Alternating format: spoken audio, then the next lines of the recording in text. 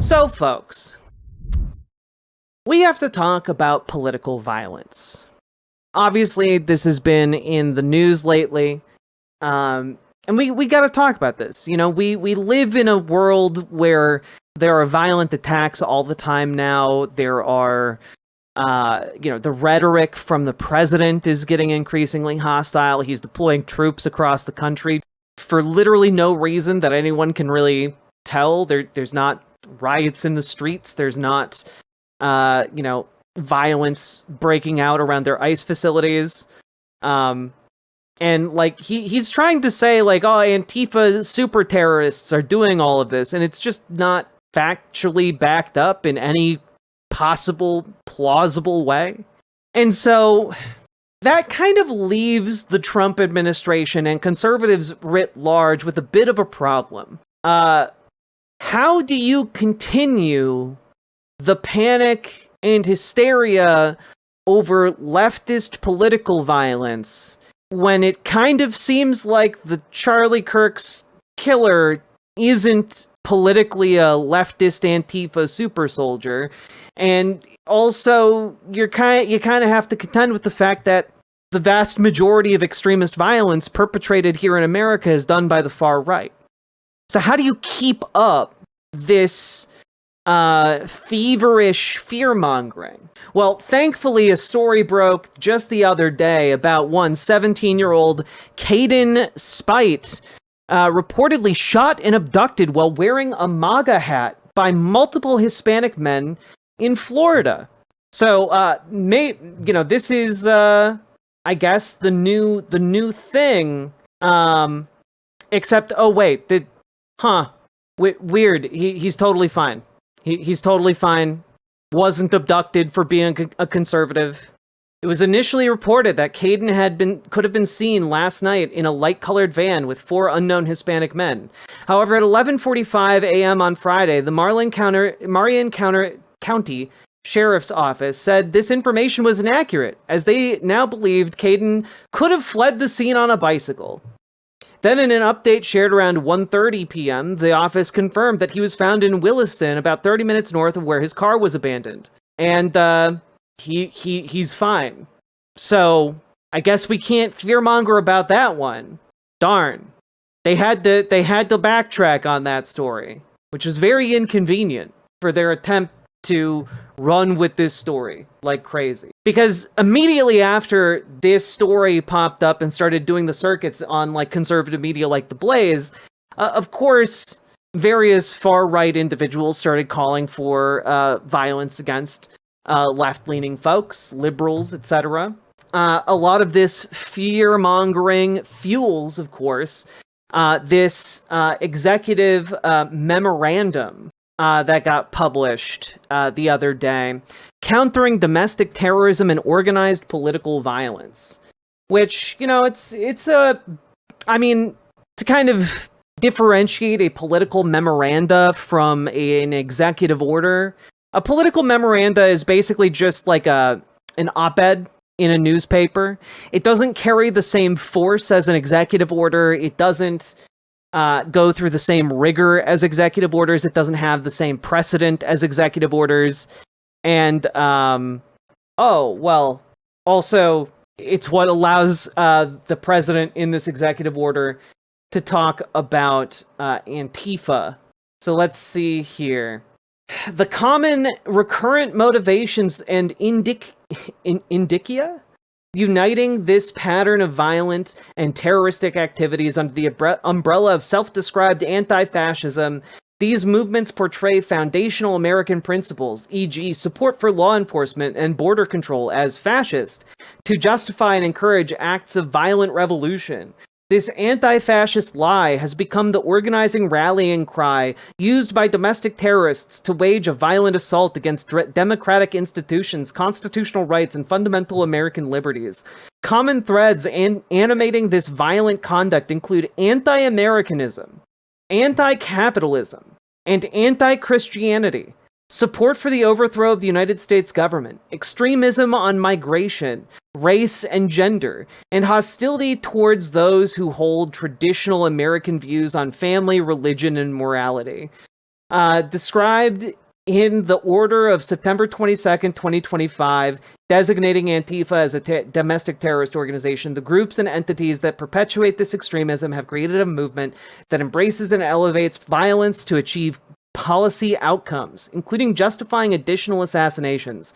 For example, Charlie Kirk's alleged assassin engraved the bullets used in the murder with so-called anti-fascist rhetoric. So, like, again, they're trying to get the Charlie Kirk stuff to be relevant going forward. It's just not going to really work, considering how apolitical, relatively, this man wound up turning out to be. And also, gotta throw out there, anti-Americanism, anti-capitalism, anti-Christianity is criticism of America. Anti-Americanism is criticism of Christianity or any like organized religion. Is that anti-Christianity, anti-religion?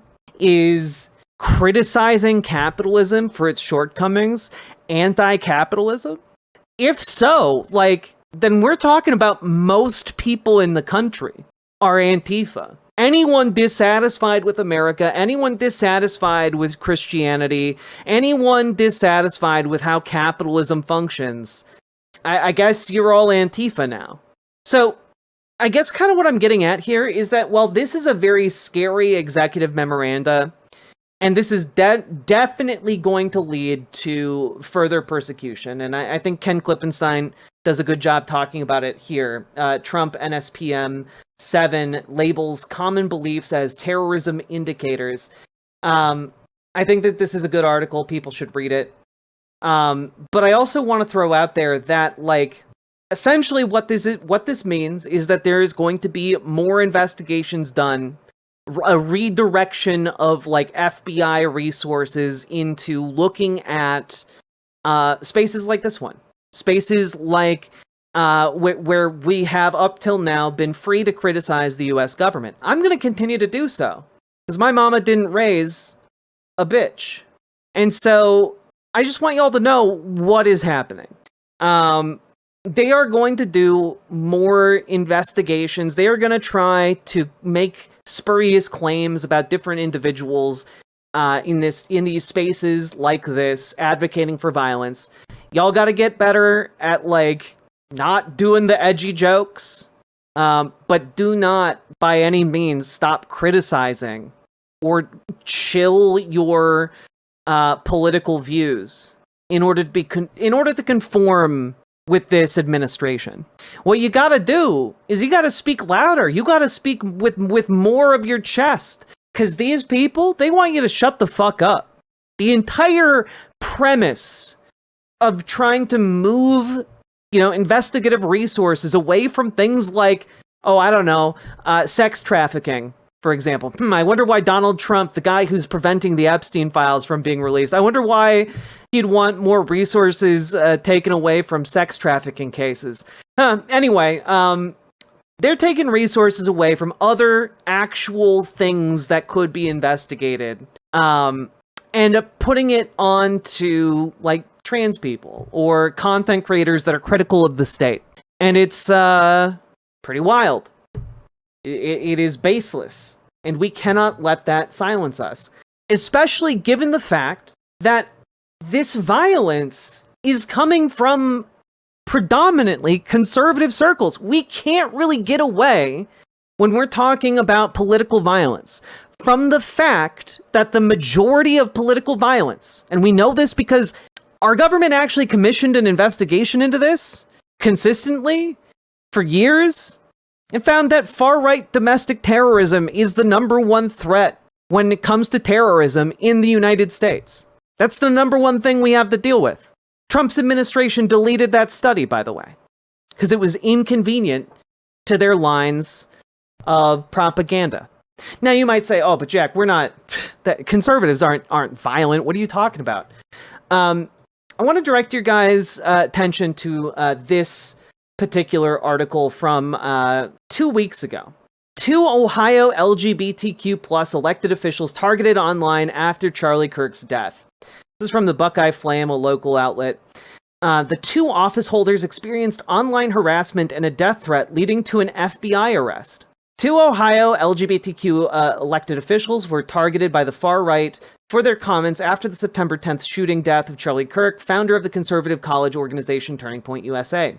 After a comment about right-wing double standards, Ari Childre, a trans St. Mary's councilwoman and state House representative candidate, received a death threat on X that resulted in the FBI arresting a suspect. And I should note that Ari Childre has been on my show. We talked with her. We talked with her about the difficulty of organizing in a conservative area as a trans person. And she was dedicated to the people who live in her neck of the woods. She had great policy ideas, great ideas to bring more business and attention to St. Mary's. And for that dedication as a public servant, because she made a comment about how the right wing has double standards when it comes to political violence, some conservative decided to threaten her life. Sheena Barnes, an LGBTQ plus Toledo Public School Board member, was harassed on X for drawing a comparison on Facebook between comments by Kirk's wife, Erica, and the television show The Handmaid's Tale. "You're going to be one of the first to die."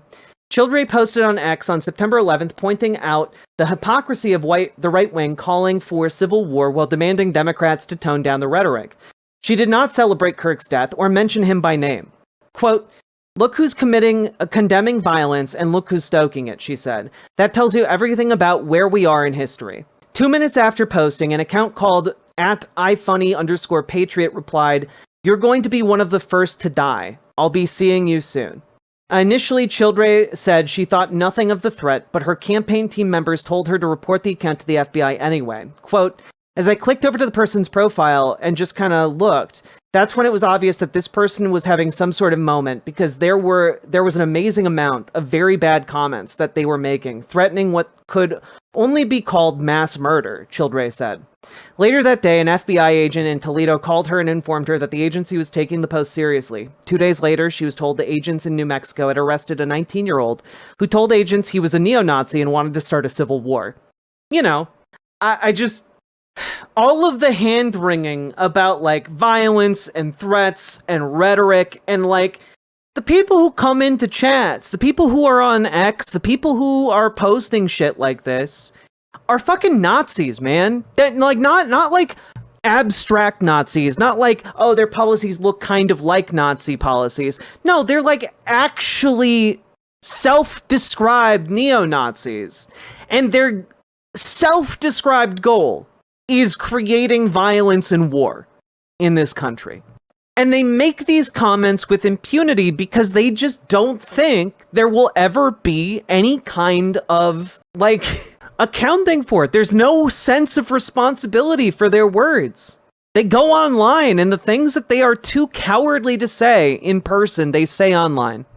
That brings me all the way over to this. Now, you might say, well, Jack, those are just fringe people making those threats. It's not like someone more mainstream might make threats, like, say, the former editor-in-chief of one of the most prominent conservative rags, the Daily Caller, founded by Tucker Carlson. Surely their former editor-in-chief wouldn't be writing articles on that outlet calling explicitly for violence. Oh, wait, their former editor-in-chief did in fact explicitly call for violence. Oh, wait a minute. Huh. Enough is enough. I choose violence. Now, Joffrey Ingersoll is currently the editor-at-large over at the Daily Caller, but was formerly the editor-in-chief of the Daily Caller, and is, of course, posting images of violence and calling explicitly for violence. We'll get to this editor's note at the beginning. I'm going to just read this. Greetings, dear reader. Today I choose violence. Literally. I know calls for violence are generally frowned upon. The issue is, I simply don't care. Part of the social compact in this country, going all the way back to its founding, there are simply some things you do not do. When you do those things, well, you might just end up with a few extra knots in your head. Thus the title of today's newsletter. ... A call for violence. It's all about cost, and the cost is not high enough. In some places, the cost is non-existent. We need to reinstitute a public debt for antisocial and subversive behavior. In my opinion, some of this cost needs to be summary and ultra-violent. Is this a call for violence? Yes. Explicitly it is. The law is not enough, or it's non-existent. Somewhere deep down inside, we've always known no one is coming to help us. We need to help ourselves. It reminds me a bit of this old bar fight story from good old Teddy. Sometimes bullies require immediate and overwhelming force. And this is, again, an excerpt from Teddy Roosevelt's memoirs. They hustled him out and put him in the shed. Ah, yes, Teddy knew how to deal with bullies. Thursday bothered me a bit on two fronts. One is that Comey got indicted, and the reaction was predictably unhinged. I'm not going to unpack the case. It seems clear he lied to Congress. An Eastern District of Virginia grand jury, hardly a bastion of conservatism, returned an indictment. Just like they did over censorship and Kimmel's firing, amnesiac liberals squealed about political perversion of the Department of Justice. Steve Bannon went to prison for 4 months. Wasn't even that long ago, and he wasn't even the only one. All he did was defy a congressional subpoena. Democracy will survive if James Comey spends time in jail for lying to Congress to cover up a subversive conspiracy to undermine Trump. Let's do Fauci next. How about that? He definitely lied to Congress, too. Let's investigate Ilhan Omar, AOC, Barack Obama, and everyone in Clinton world. Let's put Biden world through the ringer. I'm freshly out of shits. Truth be told, I don't even care if Comey or Fauci end up in jail, as long as the arrest and adjudication process absolutely ruins them. I also don't care if Democrats turn around and do the same thing to Republicans. The GOP is full of morally bankrupt lying elites too, swamp creatures, profiteers, unpatriotic turncoats, transactional voters in the Senate. Let's purge them. If this is the new normal, I'll take it. Your squeals are music to me. They are the soundtrack of nature healing. There should be a cost for the lies, for taking the American people for granted, for selling them out at the every end, for bullying them nonstop. Let's reintroduce the cost. Moving past legal violence, let's get to actual violence, shall we? Alvin Bragg's office dismissed a felony assault charge yesterday. That shouldn't be a shock to anyone. Nobody is more renowned for soft on violent crime prosecutions than Bragg. What is shocking, though, is in this particular case, the act was caught on film. What's more, the assailant then went on social media and bragged about doing it. Pro-life advocate Savannah Craven Antau was doing a man-on-the-street interview video in Harlem, New York, when she was abruptly and viciously assaulted by a woman she was interviewing. Breonna J. Rivers, a brutish, hulking woman, socked Antau in the face twice the moment she was distracted. You already know Biden world, TM, would have great sausage. God. Thank you for the 2 tier 1 subs, Socket the Nuki. So I'm going to take a pause here. If you don't know anything about this case, you'd be forgiven because this has largely been mostly reported in conservative circles. But this did actually happen. Breonna J. Rivers was being interviewed by a pro-life, activist, journalist person, and during the interview, threw 2 punches, punched the interviewer in the face, and then walked away. And it was captured on video. And I looked into this, and about all I could find is the reason that the case got dropped was because prosecutors dropped the charges from a felony assault to a misdemeanor assault, and then charges were not properly introduced to the court in order to begin the prosecution. And there's a certain amount of time, because you are guaranteed a speedy trial. There's a certain amount of time during which the prosecution has to bring that to the court. And if they don't, then it violates your speedy trial right. So that means that the case gets dropped. Now, there is, of course, the opportunity for the case to be reintroduced. I don't know if that is happening. There's not a ton of good reporting on this that isn't just hyperventilating conservatives being angry beyond reason. So, like, that, as far as I can tell, that is what happened here. The lady who got assaulted claims that the Alvin Bragg's office put like a student, like a grad law student in charge of the case, and that student dropped the ball in like filing the paperwork on time. I don't know if that precludes them from reintroducing charges. Oftentimes, if it's a mistake like that, a clerical mistake, they would allow the reintroduction of charges. Other than that, that's all I got for you guys. So can we see if the interviewer harassed her? I looked at it. It's a pro-life activist. Like, she's not being like particularly kind, but like you still can't just sock someone in the face even if they're being rude to you. Let's continue reading on though. This is dead to rights felony aggravated assault. It should result in prison time and probation. Prosecutors initially downgraded the charge to a misdemeanor, then dismissed the charges altogether, and the message couldn't be clearer.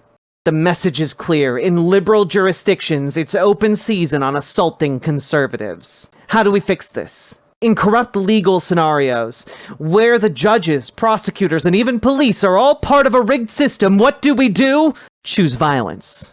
We all know the government is not going to help you in your time of need, especially a Soros-sponsored government. Conservatives looking to peacefully assemble and publicly debate need to be realistic. Nobody is going to help you. In fact, they're going to encourage violence.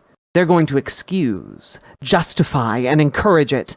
We saw as much with Charlie Kirk. They were practically begging someone to go after him, and when someone did, they quickly justified it. Well, I think now that we know the extent of it, the time to go as lambs to the slaughter is over. In real terms, this means bring security with you that's dying to dole out drubbings. I'm sure a fair amount of ex-cons who found Jesus loved Charlie Kirk. Maybe they need work? Whatever works. We need to reinstitute the cost.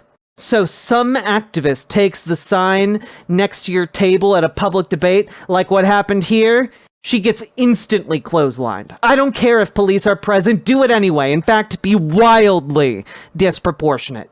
A fat black lady assaults your on-camera talent, book the kind of security that has no qualms hospitalizing her and people like her. Dude, rope up your car and start vandalizing it?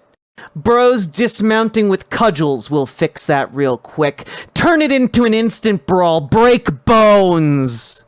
Now, I gotta ask you guys, we have enough incidents of actual far-right violence here in the United States where, like, as people on the left, we don't have to, like, fantasize about additional acts of violence happening and then argue that, you know, the solution to those acts of violence happening is us doing mass massacres or like brutal beatings. You know, like this is like saying if a Trump supporter pokes you in the chest, you should break every bone in their arm. You know, like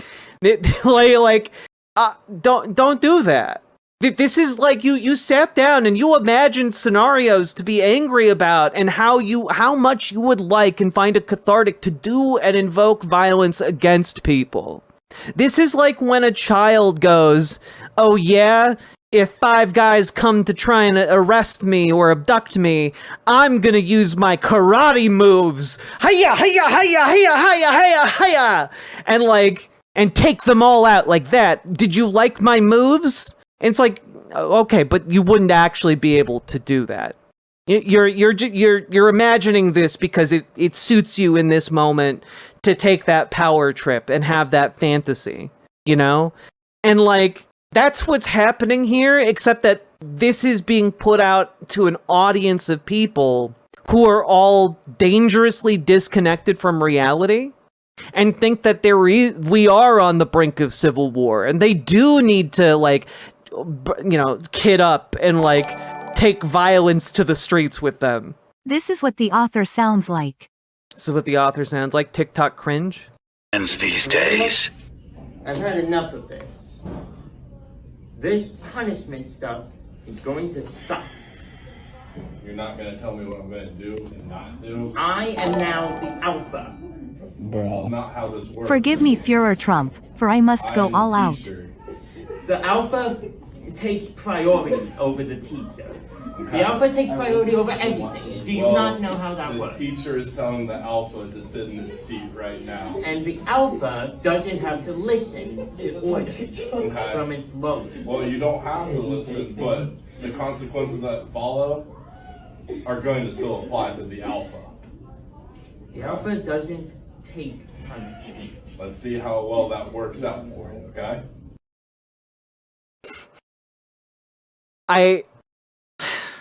The energy is very similar. The energy is very, very similar. God, the alpha doesn't have a bedtime.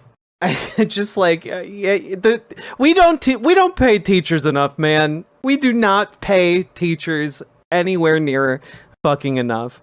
God damn. Sorry, that broke my brain a little bit. Force corrupt police to intervene. I want blood in the streets. Yeah, so when we're talking about like the various rhetoric, the rhetoric on like the left and the right vis-a-vis political violence, the right and increasingly the mainstream right is explicitly calling for political violence. This is like I don't know. You can't really say I want blood in the streets and then not. Like that, try to pretend you didn't want that or say that you wanted it. Like, this is all right. Speaking of costs, such a posture is indeed costly. It'll cost money, firstly. Security isn't cheap.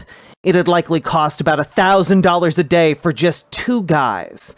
It'll also come at a social cost and a legal cost. Bragg might not prosecute militant liberals, but he'll certainly take a conservative organization to court if his street brutes are harmed. But you know what else isn't cheap? The social compact in America. It comes at a cost. If patriots aren't willing to stand up and bear the burden, our people will continue to be harassed, assaulted, or even killed with impunity. What could security cost, Michael? $5? Every conservative, you need to spend your entire life savings on $1,000 a day for security. Like, the level of disconnect here is just catastrophic. These are people who are too disconnected from reality to be able to actually interact with real people. You know? Yeah, very not alpha of him to be so scared that he needs multiple security members every day, just burn through his entire life savings for no reason. Also, yes, he works for the Daily Caller. He's the former editor-in-chief. Yes, he's racist as hell. What's clear to me in these 2 examples is that liberals believe they have a monopoly on both legal and extra-legal acts of violence. They don't. We need to show them they don't. We must stop clutching our principles and shout, "Stop!" They own the legal system. They will achieve nothing. We need action. Disproportionate, violent action. Pain and suffering. We need to raise the cost of obviating the social contract. Measure it in blood if necessary. Change requires pain, and you're either taking it or inflicting it. I know which side I'm on, and I'm more than ready to start putting people in the shed. So, you know, just a normal conservative these days, being absolutely unhinged from reality and calling literally for blood in the streets. On one level, it is all performative. And by the way, the reaction to this, which has been extensive, resulted in this editorial note. Editor's note, we've received a lot of feedback about this newsletter. At the Daily Caller, we publish a wide range of strongly worded opinions. Robust debate matters, and the value of free expression require that we host voices with which readers may strongly disagree. That said, the Daily Caller does not condone violence in any form, especially political violence. This column reflects the personal views of the author and does not represent the position of the Daily Caller. The examples outlined in the piece refer to hypothetical instances of self-defense, not political violence or exercise extrajudicial mob action. We've spoken with the author, who reiterated that that is his position and explicitly rejects any incitement to violence. Dude wrote an article titled "I Choose Violence" and advocated for blood in the streets, and is saying, no, I'm not advocating for violence, which just really emphasizes how full of shit these people are. Just how full of shit they are. They don't even, like, dude with his chest called for political violence and blood in the streets, and is going back and saying, I didn't mean it, while leaving it up. Let's take a look at how did this man react to the Political article violence going is up. useful or helpful to your political party. It's weak-minded selfish action which people turn to because they cannot manage their own emotions or hate. Violence is hatred. Oh damn, Jazz Dog, that was a pretty big typo. Thank you for the $5 dono. I'll read it again as you intended. Political violence isn't useful or helpful to your political party. It's weak-minded, selfish action which people turn to because they cannot manage their own emotions or hate. Violence is hatred, indeed. That isn't very alpha of him, exactly. Now, it is worth noting that the Daily Caller put this notice out on this particular article. Also worth noting that Jeffrey Ingersoll, again, can't emphasize this enough, is the former editor-in-chief of the Daily Caller. So, you know, it kind of does reflect the views of the Daily Caller in the sense that this man literally ran the publication for years. And how is Jeffrey Ingersoll reacting over on Twitter? Let's just take a look. All right? The other side already chose the game. We can either fight back or be beaten into submission. There is no option C. Gregory Ingersoll. There's literally no other recourse. Alvin Bragg has proven that. So I say, kid up. We must exact the cost ourselves. What cost is he talking about? Well, he's talking about the cost of blood. Remember, he talked about measuring it out in blood? That's what he's talking about. Here he is just posting a GIF from Bob's Burgers, laughing in the flames, because that's how he felt about publishing that, I guess. These people are deeply sick. You know, there's something quite wrong with them, you know? You want to shoot our leaders, burn our churches, assault our women. You want to dismiss all charges, fail to investigate, fail to prosecute, fail to uphold the basic social contract. You want to justify assault, vandalism, or even assassination. So it's open season on conservatives? Fine, I choose violence. Today for Daily Caller, an explicit call. If corrupt liberal prosecutors won't help us, we should help ourselves. Like, I'm sorry, you choose violence. So you write, I choose violence today for Daily Caller, an explicit call. I would describe that as basically as clear-cut as you can get an explicit call for violence, specifically political violence against people you perceive as your enemies. So this is, I don't know, it just seems like the calls for moderation of political rhetoric seem to be coming only for the left, and never, as usual, for the right. It's weird. Hey, Nindreen. Leftists are burning churches now? Not as far as I can tell. Saying you defend yourself from people isn't a call for violence. Bro, if you're calling for blood in the streets, that's not a call for defense. Like, I'm sorry. In what world is blood trickling through the gutters of your street not, like if somebody's calling for saying they want that, in what world is that not a call for, like, the blood of your political enemies? If not a call for it to run down your street? Reading is hard, it seems? I guess so. You got the reading skills of, like, a 10-year-old. And that's actually a disservice to 10-year-olds these days. They bumped up the standards. You have the reading of, like, a 6-year-old. It's crazy. How could it be violence? They're only talking about blood in the street. It didn't say anything about how the blood got into the street. You know, advocating for people to have their bones broken over, like, touching signs? Yeah, alright. Seems weird. Seems like you are incapable of actually understanding the discourse. I hope you get better soon. Again, just in response to horrified reactions of, like, actually normal people, just posting GIFs of, is this Jude Law? I think it's Jude Law from that Pope movie. Young Pope or something. which sounds like a fake show that I just made up, but I promise it's real. I don't know. Anyway, Jeffrey Ingersoll reposted this because, again, the people responding to this and being like, wow, this is a pretty explicit call for violence. For people on the far right, for them, it's all a joke. It's all a joke until it's not. This has been the modus operandi of, like, every single online posting Nazi since the inception of the internet. Say their little anti-Semitic jokes, they say their little violent jokes, etc., etc., etc., and then they ramp up the rhetoric until one day it's no longer a joke and they're just swapping actual full-on anti-Semitic or, explicitly violent comments. That's how people like that 19-year-old. You think that we forgot about that 19-year-old that we talked about who got arrested for threatening R.A. Children?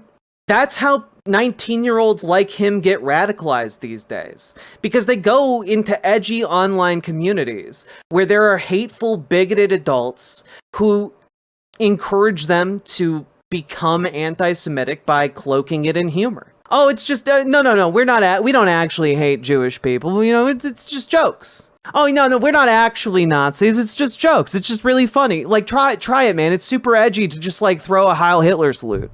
Oh yeah, it's just real silly. We're just goofing around until all of a sudden there comes that conversation where the adults towards these children who've been radicalized aren't actually cracking jokes anymore and are actually just very angry and are actually using all of the same rhetoric that they cloaked as jokes previously in earnest.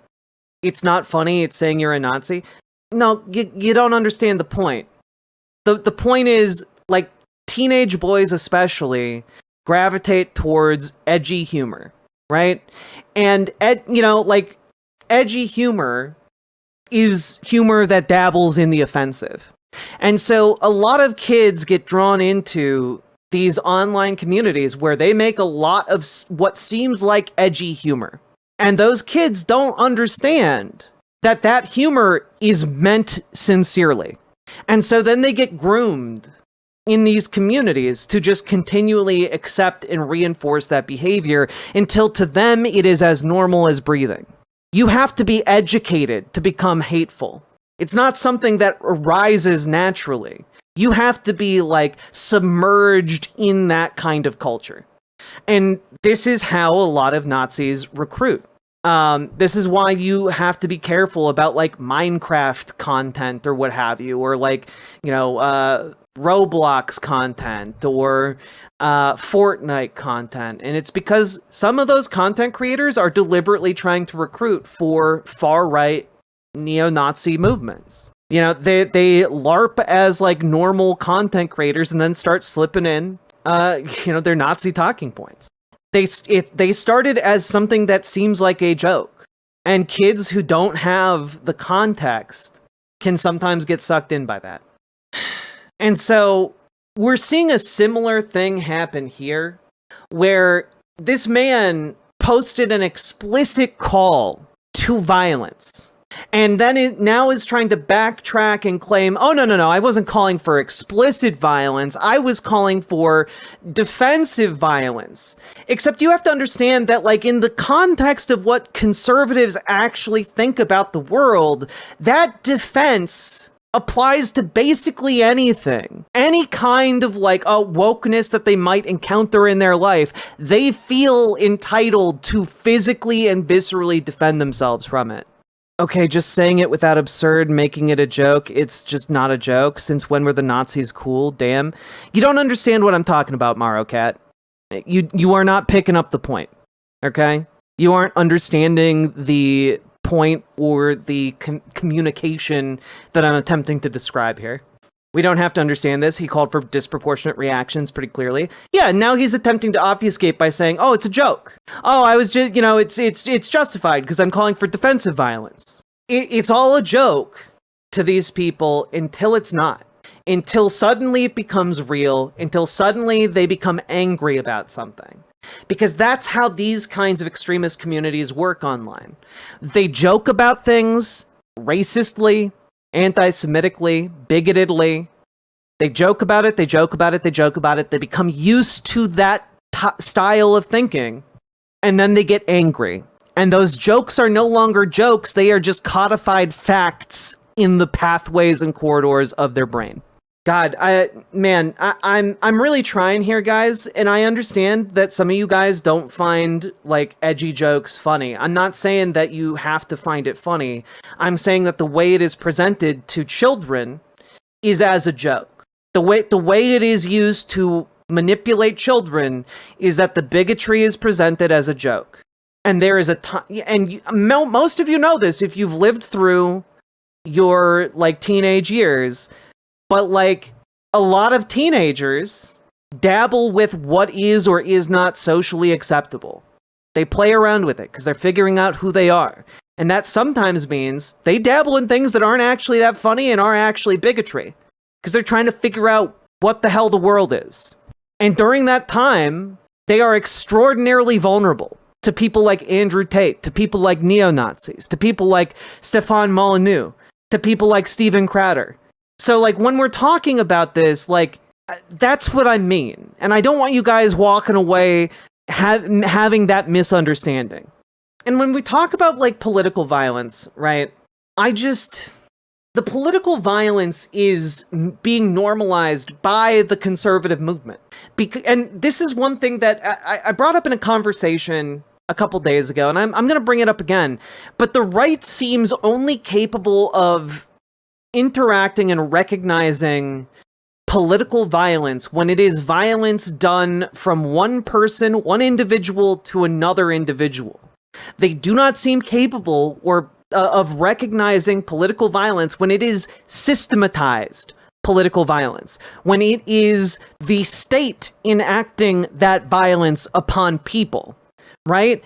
And I talked at length about this in that video, previous video, about, like, how Republicans voting to strip $1 trillion from Medicaid, that's political violence. People are going to suffer and die as a result of that. People you know and love are going to suffer and die from that. It is going to measurably create worse lives for everyone involved. Whether you are rich, whether you are poor, these Medicaid cuts are going to cause suffering. It is going to impact your life. It might be that your rural hospital closes down. It might be that, you now have to take a 30-minute ride to the hospital instead of a 15-minute one. It might mean that you have a 3-hour trip to the hospital versus a, 30-minute one.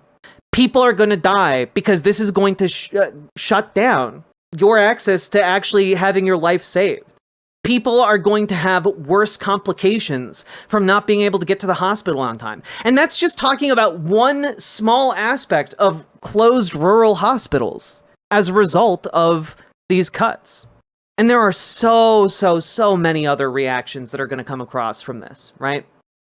That are going to, like, stem from this. But also, Republicans don't ever think about the violence done by law enforcement as an outgrowth of political violence. The implementation of these,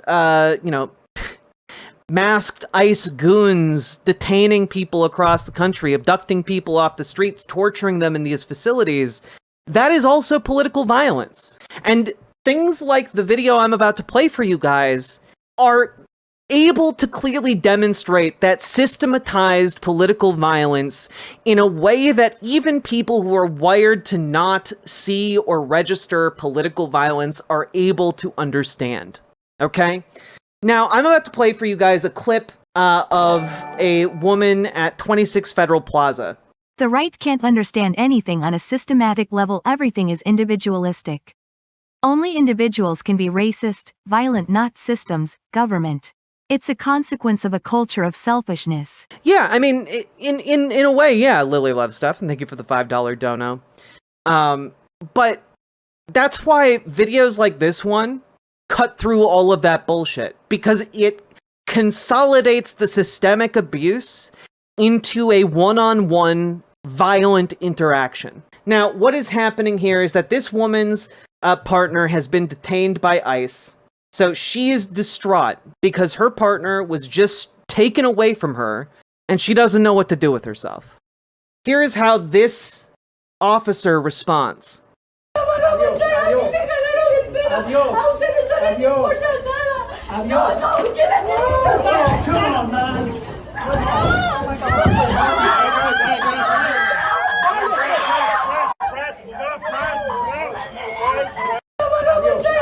She had to be hospitalized. He did that in front of the press, in front of her kids, as she was grieving the loss of her husband. Videos like this, and I've heard this, seen this said other places, but videos like this do more to radicalize the American public than just about anything else that it could possibly come out. You know, this video was pushed out by Brad Lander, who points out, I was back at 26 Federal Plaza today where an ICE agent violently threw this bereft woman to the ground in front of her kids. She had not touched him. She did not pose any threat. She had to be taken to the hospital. This radicalizes people, right? This radicalizes people. This type of political violence, it radicalizes people to stand up. You know, it is probably for the first time, one of the few times we have seen the Trump administration actually put out a statement saying that one of their law enforcement officers is even being like relieved of duty for an investigation. Officers' conduct in this video is unacceptable and beneath the men and women of ICE. ICE law enforcement are held to the highest professional standards, which is just a fucking lie. And this officer is being relieved of current duties as we conduct a full investigation. This is from the Assistant Secretary, Tricia McLaughlin. But of course, the reason I bring this up is because the Trump administration is starting to become aware that this kind of stuff actually doesn't make them look good. In fact, unleashing these lawless fucks on the country might have negative effects on how people perceive the administration. And hey, yeah, let them beat people. Wait a minute. Allowing these agents to beat grieving women on camera, that might not actually be super popular for our political position. And you know, we are living in a time where political violence is normalized by the Trump administration and by conservatives writ large. You know, that doesn't mean every conservative is condoning political violence. Doesn't mean every Trump supporter is condoning political violence. But right now, the calls for political violence are getting louder, and they are getting louder from one specific direction. Do you know what the husband was arrested for? Well, he was detained by ICE for, like, his immigration status, presumably. That is an immigration holding facility at 26 Federal Plaza. Yeah, there's a Jaguar. Yeah, 2/3 of the detainees that have been sent to Alligator Alcatraz are just completely unaccounted for by ICE. Like, when you see people panicking outside of, like, ICE detainment facilities, like that woman, it's because ICE lost 1,200 of the 1,800 people who were sent to Alligator Alcatraz. There are no records of what happened to them. And also, to be detained for your immigration status, you don't need to have probable cause anymore. So ICE and immigration agents are just picking up anyone that they think might plausibly be undocumented, and then you are not obligated to a trial if they do that. So there are U.S. citizens that are getting picked up by these masked thugs and just held in confinement for days or weeks. That woman's husband was taken as he exited the courtroom where he was checking in for his scheduled appointment. Court-appointed appointment. Yeah. So I want to just really highlight here that conservatives are the ones calling for violence. They're calling for violence in their mainstream media. They are calling for for fuck's sake, what's his face on Fox News called for, like, the forced euthanasia, like the forced massacring of homeless people. Just kill them all, he said. And, like, that's political violence right there. Conservatives don't seem to care. Conservatives don't care. He apologized the next day and everything was back to normal. Yeah, Brian Kilmeade, my bad. And, like, I need you all to understand The gaslighting that this is all the left's fault, that the left is doing the violence, etc., that's all a lie. And they know it's a lie because they are trying to project power. They are trying to police your speech. They are trying to intimidate you. They are trying to make you small. They are trying to make you, belittle you. They are trying to embarrass you. They are trying to use any mechanisms at their disposal, this administration, in order to make you less of a problem for them in their attempt to consolidate power. Do not let them do that. Bring out the energy of fuck you, make me. Because that is the kind of energy that these people are deathly afraid of. They are deathly afraid of you executing your, fundamental rights as citizens of the United States of America. They are deathly afraid of you standing in solidarity with your fellow Americans. They do not want that. So when we talk about this shit, don't talk about it like, oh man, it's all over. It's all over. The conservatives have won. We're in the authoritarian end times. And get over yourself. No, we're not. Ain't over till the fat lady sings. The fat lady's not singing yet. I don't hear one. Do you? No? Let's go then. And I wanted to play this again for you guys because I just think it is a really important video to ground you, especially as we are dealing with this increasing time of violent rhetoric. Because I want to remind you guys, the violent rhetoric from conservatives and from conservatives in the media, conservative politicians, etc., from Donald Trump himself. These are signs of weakness. A position of strength doesn't require you to make people afraid of consequences. It doesn't require you to deploy the military to peaceful cities for no reason other than to flex your military muscle. These are signs of weakness. Here's Jamal Bowie. Would love to get him on the show sometime. To believe that you are living in a fully... This administration desperately wants you to believe that you are living in a fully consolidated authoritarian state, and everything it does is geared towards creating that illusion. Its propaganda is geared towards creating that illusion. The utterances from the administration are geared towards creating that illusion. Its policy actions are geared towards creating that illusion. But you have to understand that it is an illusion. This is not to say that the administration isn't taking authoritarian steps or that it doesn't want us to be a consolidated authoritarian state. It's not to say that they do not want to turn Trump into some sort of God Emperor of the United States whom you cannot challenge. But the reality of the situation is not that, and that all the authoritarian steps the administration has taken have to be balanced against the ways the entire society is pushing back. And yes, there are prominent examples of prominent organizations, media organizations, law firms, colleges, universities falling into line. But part of the reason why you know those is that the administration itself is quick to hype them up, quick to present them to you as more evidence that you've already lost. There's no use fighting back because you can't win. You can't win. What the administration doesn't talk about are all the times that they've lost, all the times they've lost in court, all the times they've failed to pressure colleges and universities into doing their bidding, all the times that law firms have rejected the push to have them submit to them. You're missing all the times that states and localities have actively pushed back. And what he's pointing out here is you're missing the fact that this administration is drowning in failure. Its failures are astronomical and are only going to pile on top of one another. A suffocating debris left as a testament to their utter and complete ineptitude. Back against ICE, have pushed back against DHS, have undermined the administration's ability to work its will. You're missing the way that as elections are beginning, the administration's allies are losing.